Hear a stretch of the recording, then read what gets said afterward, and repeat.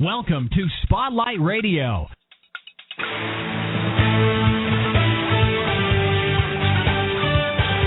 Spotlite is the place to meet the most interesting people, executives, professionals, and today's most notable experts share their wealth of knowledge and vast experience with us live. Listen and learn in depth directly from today's leaders and tomorrow's highest climbers. Spotlite Radio shines on the people that you want to hear every day, on demand and in real time on SpotliteRadio.com.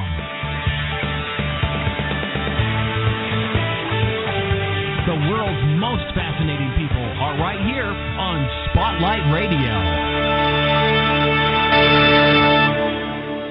Hello, everyone, and welcome to the program. I'm your host, Marcus Edwards. It's my pleasure to introduce to you all my guest for today's show. He's the owner of Above All Events.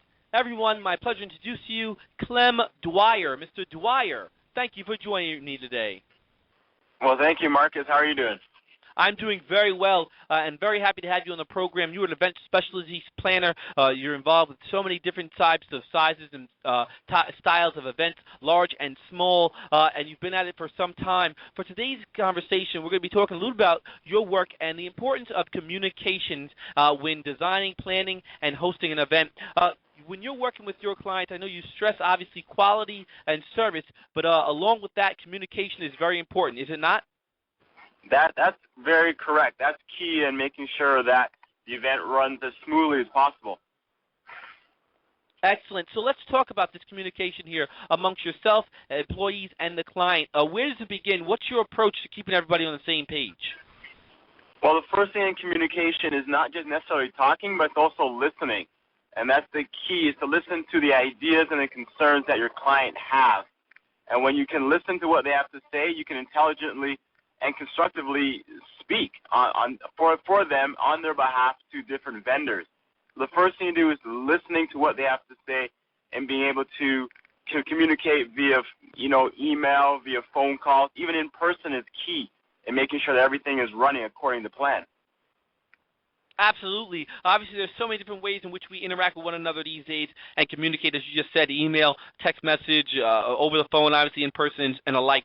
There's so many different ways we go about doing this. And so this information we're giving out today is important on two different levels here. Obviously, from your perspective, working alongside the vendors and your clients, but for people who are listening in today who are in the midst of planning an event and they're dealing with an event planner, this is important information for them as well, because they can now understand what it's going to take to be able to communicate with their event planner properly to achieve their goal that's at hand. As you said before, listening is important, and I'm assuming that listening is important on both sides. Is that right, for the client as well as the event planner? Yes, that is correct. Just because you have an idea and you think it's great, unless you've actually done the event, it may not logistically make sense, and you don't want to take offense to it when someone comes up and says, well, I understand you want this to work, but this isn't the way it's going to happen. You want to listen to a specialist because that's what they're good at. And their goal is to make sure that your event runs smoothly, that it runs on time within budget. And those are the people that you want to be able to listen to. They're the ones who have the expertise and the advice. You, on the other hand, as an event planner, is to listen to the client to find out what their goal and their vision is, because that's the final outcome, is they are calling you to see their dream and their goal come true. So try to listen to what they have to say. Absolutely. Communication on another front obviously deals with you and your assistants, the folks that work underneath you. Obviously, as an event planner, there's plenty of other folks behind the scenes playing a significant role on allowing you to achieve the feel and look and the goal that your client has. Talk to us a little bit about how you're able to communicate with them. Let's just say, for instance, you have an event, and obviously you have a catering team there, folks who are making things happen as far as the food is concerned or what have you. It's important that you're communicating with them as well. Is that right? That's correct, and that's the basis of having a site inspection. That's having a pre-production meeting where everybody that is involved gets together so we can etch down a game plan, and that's by listening again to the load-in, to the event, even to the end of the event. Once you have that pre-production, everybody knows what everybody's responsible for, the timing, the location, little small details. And you want everybody on the same page. Without proper communication, if everyone goes left and some go right, the event's not going to run smoothly. You want everybody going in the same direction so that everybody knows exactly what needs to be done. And that's what a pre-production is for. Absolutely. And, of course, on the same token, when it comes to this sort of pre-production and communication approach, you want everyone on the same page. So that would also suggest that if by some chance you were using a form of email or if it was text messaging or whatever the case with phone calls, they're done in a group format. So everyone's getting the same information at the same exact time. That's correct. You want to be able to have everything filtered to usually the senior coordinator. So everybody has their ideas, goes to the coordinator. The coordinator is sending out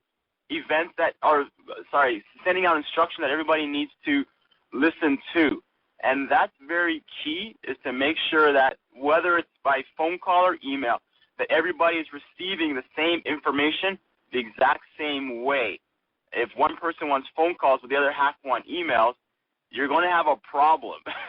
Although they may find it quick. Yes. So you want to be able to make sure everyone's receiving emails or phone calls at the exact same time, scheduling, so that everyone can reflect back at a later date and go, yes, I remember at this time of day, we all agreed that catering is supposed to start at 12 o'clock, not 1:30. So you want to be able to have that intact.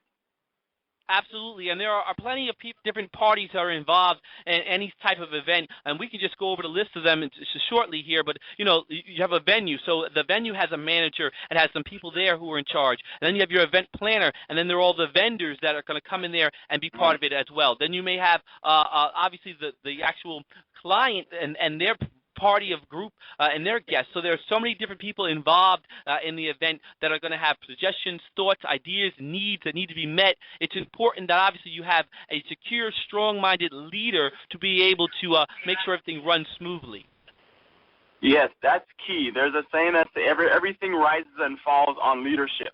And when you have someone who is in charge of the various cooks that are making this great meal, as we like to say at this event, you want to be able to make sure that head chef is in control and is able to lead people who are going astray.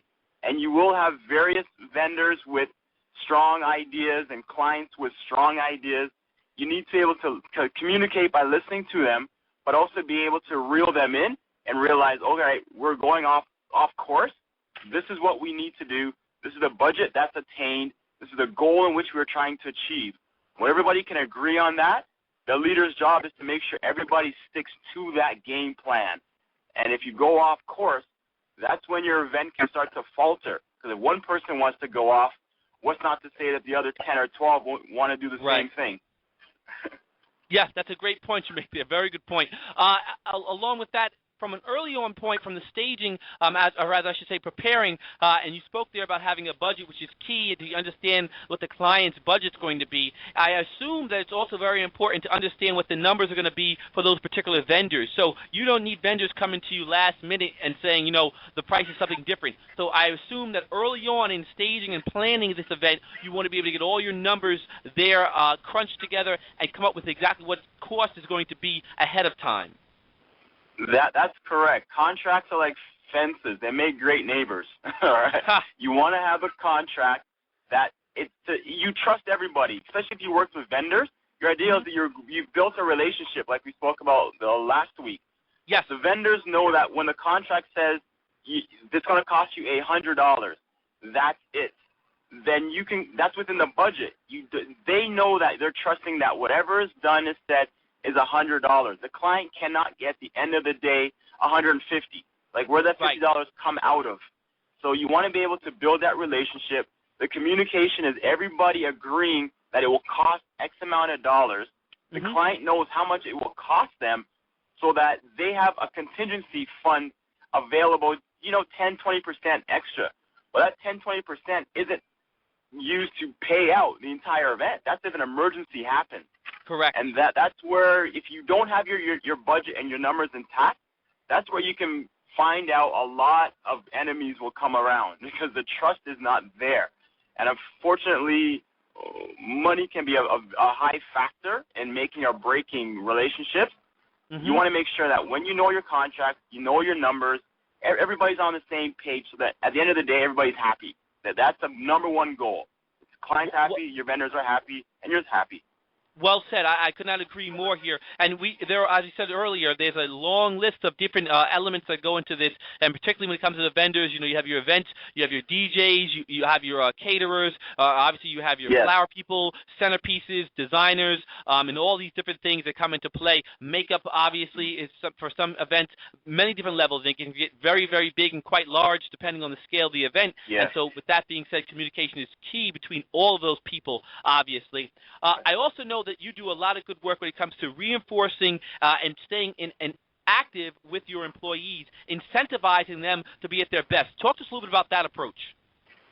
Well, your incentive, the basic idea is incentive is rewarding and inspiring your employees, your team. The incentive's main purpose is everybody works hard. That's what you need to give everybody the benefit of the doubt that they are working at the best of their ability.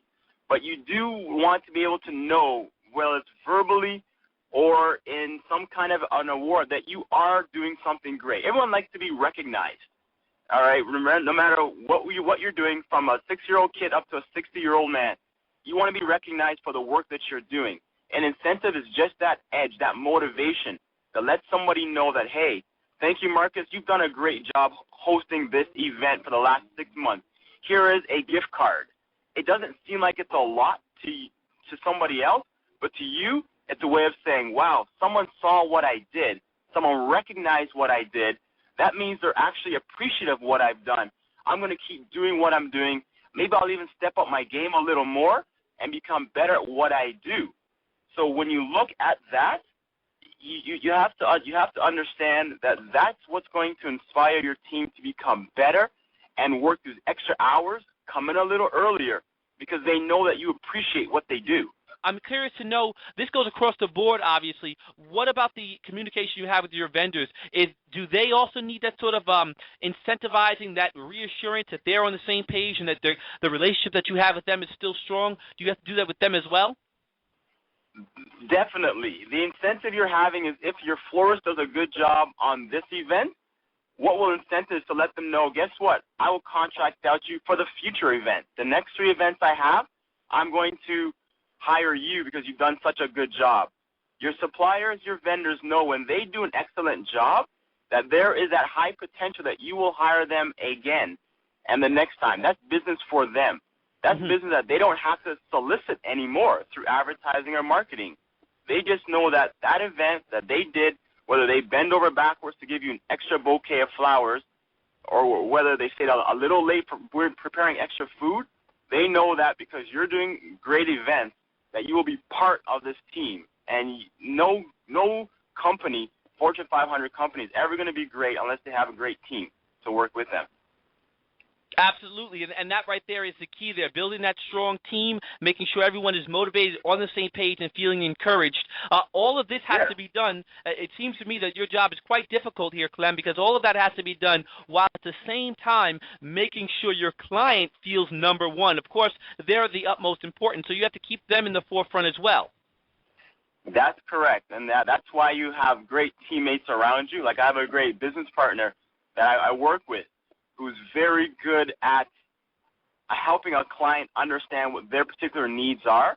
So if I am dealing with vendors and suppliers, she can take care of the client. We both have a total goal, and because you can't do everything yourself. That you're just going to burn yourself out and you'll make mistakes.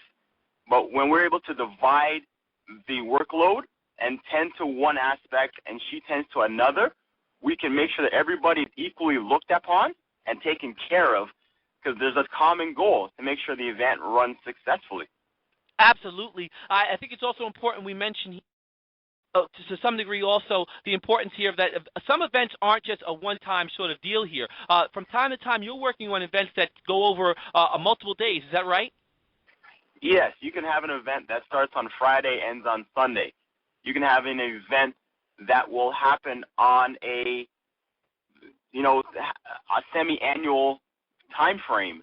Right. That's where you want to be able to set up and establish a game plan so that once you're able to get an event going, you can continue it down the road. So when next year comes out, you have a foundation.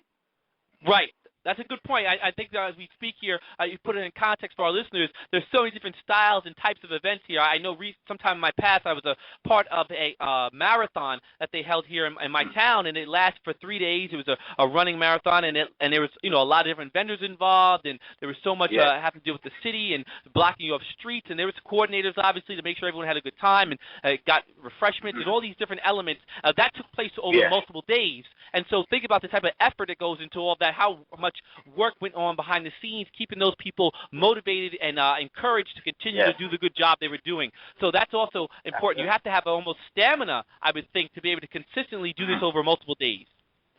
Oh, yes, definitely. You'll be surprised that when your event is over, just how tired you are, not just mentally, but physically as well, because you are pushing yourself to keep up.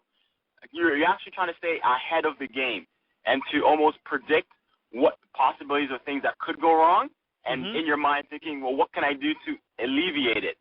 And then all of a sudden rain clouds. So what's my next plan before anybody else sees it? And you're always planning ahead, that your brain can really get really tired, that you'll need that break from doing such a long job, but it's rewarding at the end of the day.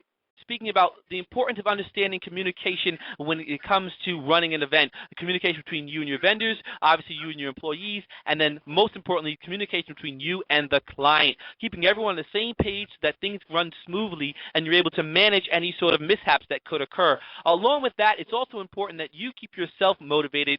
Talk to us a little bit about how you go about doing so. From time to time, day to day, from event to event, what motivates you? The things that motivate me there's twofold. It's external and it's internal. And the external part is you have family and friends that are always encouraging you by asking you, like, how did your event go? I have a situation where someone is also looking for an event coordinator. Can you do it? Because I believe in you. When you have those constant reminders that you're doing a great job, that motivates you to do something great, because someone sees it in you. Those are the external ones. The internal ones are knowing where I want to be in 5 years, knowing that I am good at what I do, knowing that I would like to be better at what I do, knowing that watching a client come up to you at the end of the day and say, wow, thank you for allowing my dream to come true. When you hear those words, those things that motivate you, and it has to be twofold. If you don't feel that you're motivated to do something, then you're not going to do it, no matter who tells you that you're doing a great job. But you also need the external for someone to always cheer you on, because there's always those times when you just feel like you're not doing a good job. It's always nice to have those people behind you pushing you along to say, hey, Clem, keep up the good work. Absolutely. That's a great point there. And, of course, you need to stay motivated as an individual so that you can continue to pass that energy on, obviously, to people who work for you as well. So it kind of goes hand in hand to that degree. Yes, most definitely. People look for examples. They're not too concerned what you say, it's what you do. And if you are the type of person who is always, you're there early, you stay late, you're always helping out, the other teammates are going to come alongside and see that, wow, this person really sees the benefit in what this event is all about. Well, I'm going to stick it out as well. And you need to be motivated enough to know that the end result is to make sure your teammates are also on the same page. And that's very key in being successful in everything that you do. Absolutely. I'm curious to know how much of a motivative factor are referrals. When you actually complete an event, and from that event, 2 or 3 clients turn out from it, where people say, wow, they did such a wonderful job here. Above all, event really went beyond what my expectations. I want them to do something for me as well. How much of that is motivated to you? That's extremely valuable. It shows that people are aware of what you've done, the quality in which you've done, in which you presented. It helps you out financially because, again, less advertising right there. There are clients that you did not have to go after. They came to you. So that is a huge benefit financially. It's a huge benefit emotionally, because you realize that the effort that you put in, that you thought that you weren't doing a good job, that you thought nothing good could come out of it, 3 or 4 referrals come out of an event, wow, I mean, that just pushes you to go, wow, there's 3 events right there that I already have possibly locked in. that's great, because now I'm not struggling tomorrow to now have to make the cold calls, look at the phone call messages. I'm already on to the next event, and that just keeps you going. It's the wheel rolling down the hill. It just keeps going, and when that motivation is moving, it's amazing. Yes, and very infectious as well. And as we spoke earlier about how you work so close with the vendors and others, obviously then their efforts that they put into the event, it also is a testament to them as well, and just good communication overall, because you can't do it alone, as you said. So when you get those referrals, you know that it's because you have a strong team with you and you're working alongside good people. That's correct. It's very key to have those key people around you. Of course. And then along with that, it's so important we stress here, it would appear to me that sort of way, that approach of referrals really is how you begin to grow your company in leaps and bounds. Obviously, you have to continue to promote, advertise, things as we're doing right now here on our program, speaking to listeners, obviously, but word of mouth referrals really seem to be the bread and butter of helping a company grow. Is that right? That is correct. You will notice that when you get a referral from your client or from anybody who comes to you, they are trusting that friend. They are trusting that person who said, hey, you want an event that's going to go off very successfully? Call Above All event. They're trusting them. So when they put that trust in you for doing their event, when they pass on your name to somebody else, that person is hearing that, wow. There's nothing more than the proof is in the pudding. You know, I can come up to you and say, I can do a great job. And that's a sales pitch. Okay, that's great, Clem. But if someone comes up to you and says, Marcus, I had Above All event do my event, and it went well, who are you going to believe? Me that you just met today, or someone you've been friends with for years? Obviously, the friends you've been with for years. There's a trust. And when you have that along, that's building a relationship. That is the best way of getting more work. It's also getting your name out there, because that word of mouth spreads like fire, good or bad. So you always have to put your best foot forward. So make sure your referrals coming, the people are talking, are there to promote you. They become your advertising company for you. Absolutely. I'm glad you mentioned it, good or bad, because for all that we're speaking here about the importance of communication, keeping people incentivized and motivation, for all those elements that we're speaking about, how positive they are, on the same token, when they're used improperly, it can really be a negative impact on your company. So if you have poor communication, you're not incentivizing folks, they're not motivated, that too will become a referral where people will start to say, unfortunately, don't call company A or company B because I was at one of their events, or I spoke to someone who was at one of their events and they don't do a good job. So obviously, as they can really be the force that propels your company forward, and the same token, it could be the force that propels your company in a negative manner. Oh, that is so true. That is so true. So make sure whoever's on your team remembers that it's not their event, but it's a team event. Team event, and the things that they say, things that they do, the way they respond, could just very well be the last time your company does an event. Because when they hear person A, it doesn't matter whatever reason why that event didn't happen properly, the client may have done something to you. When they hear that name, they're like, oh, yeah, I remember them. They don't even give you a second chance. They didn't want to hear your reason or whatnot. They just know that you were rude to the client. That means you'll be rude to me. Yep. So you want to make sure that the people you have on your team bite their tongue, know how to be respectful, and can take it out after the event, but never on the client, never out in public. But that's the key, is making sure that those referrals come back positive. Right. And as we said earlier, many, many times you'll find that the root of the problem really comes down to poor communication. So you can avoid so many issues with your client, with your vendors, with the obviously with the venue. Really, when you have strong, good communication, as we stressed earlier. And thank you so much for coming on the show. It's been a pleasure speaking with you today. Well, thank you, Mark. It's been a pleasure to speak to you as well. Wonderful. To our listeners, I want to thank you all for joining us as well. Let you all know you can check out the archive version of this program as well as others online at SpotliteRadio.com. I'm Marcus Edwards, thanking everyone for joining me today and wishing you all the very best. All right. Thank you.